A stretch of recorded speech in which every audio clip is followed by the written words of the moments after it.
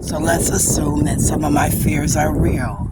Like I was really raped at the Simpson house where they drugged me with the Kool-Aid, operated on me and gave me a surgery based on the T3, T9 incident. And they've been trying to conspire together to make the rest of the surgery look as if it was needed, so that finally when I commit suicide or I'm dead and they bury me, they can act like they did everything for me after the fact, right? Let's suppose my fears are real, that the Simpson house played a part. Do you think that St. Stephen's at 810 for $2.8 million wouldn't play the same game, Ilhan Omar?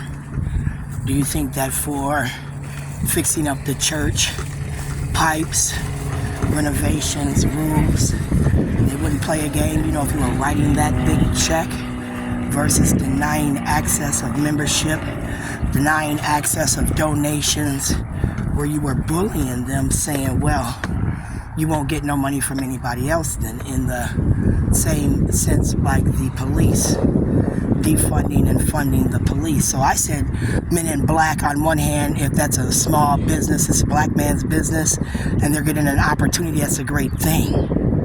I said if the seed money was stolen from me and it's just a grant where they're recycling the money, like I give it to you, but then you have these detailed things that you have to do to give it back so that I can give the money back, so then I can account for it through the grant, through the study, which I claim is out of the Robert E. Jones, where Bernadette Johnson for 5 years, as she was superintendent of Minneapolis District Number 1, was told she couldn't do it because it might harm somebody, which for me was Shayla. That harm was my daughter.